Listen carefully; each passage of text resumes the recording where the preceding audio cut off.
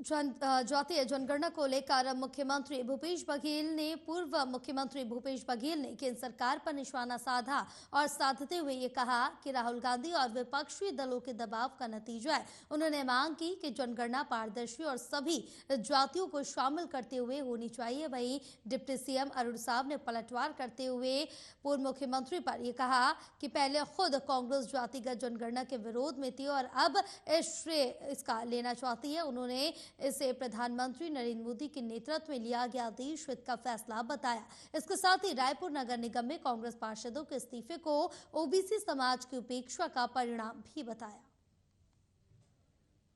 हमेशा जाति जनगणना का विरोध किया सत्ता में रहते हुए, उसे इस पर प्रश्न उठाने का कोई अधिकार नहीं है। श्रेय लेने की कोशिश कर रहे हैं, इसका भी श्रेय लो कि आपने बंद करवाया। इसका भी श्रेय कांग्रेस पार्टी को लेना चाहिए कि उन्होंने सत्ता में रहते हुए इसका विरोध किया। हमेशा पिछड़े वर्ग के हितों के साथ, वंचितों के साथ, गरीबों के साथ जिस कांग्रेस पार्टी ने अन्याय और अत्याचार किया, उनके साथ उपेक्षा की, उन्हें वोट बैंक समझते रहे। आज देश की जनता उनके इस दोहरे चरित्र पर आने वाली नहीं है। ये क्रांतिकारी निर्णय किसी ने लिया है तो देश के प्रधानमंत्री माननीय नरेंद्र मोदी जी के नेतृत्व में केंद्र की सरकार ने लिया है। देखिए, इस मामले को जाति जनगणना यदि 2024 के चुनाव के पहले आप देखेंगे तो पूरे राष्ट्रीय स्तर पर राहुल गांधी जी और कांग्रेस पार्टी ने इसको पूरे ताकत के साथ उठाया और हर मंच से जाति जनगणना की बात राहुल जी ने की।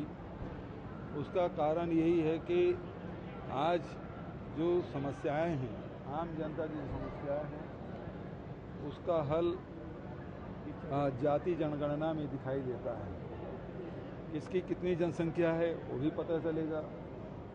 उससे ये भी पता चलेगा कि उसकी आर्थिक स्थिति क्या है, उसकी सामाजिक स्थिति क्या है, राजनीति में उसकी भागीदारी कितनी है।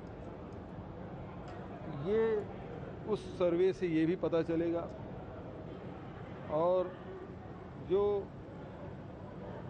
सबसे बड़ी बात ये है, इस गणना में जो फॉर्मेट बनेगा उसमें उल्लेख होना चाहिए कि हमारे इस जाति जनगणना में एसटी, एससी, ओबीसी के लोग कितने कॉर्पोरेट सेक्टर में हैं, कितने शासकीय संस्थानों में। केवल तृतीय चतुर्थ श्रेणी की बात नहीं कर रहा हूँ मैं। आप यदि गीगा वर्कर को देखें, मजदूर को देखेंगे तो एसटी, एससी, ओबीसी मिल जाएंगे। लेकिन कितने कलेक्टर हैं, कितने आईएएस हैं, कितने आईपीएस हैं, कितने जो नीति निर्धारक पद हैं, उसमें एसटी, एससी, ओबीसी के कितने लोग हैं, ये भी उस फॉर्मेट में होना चाहिए।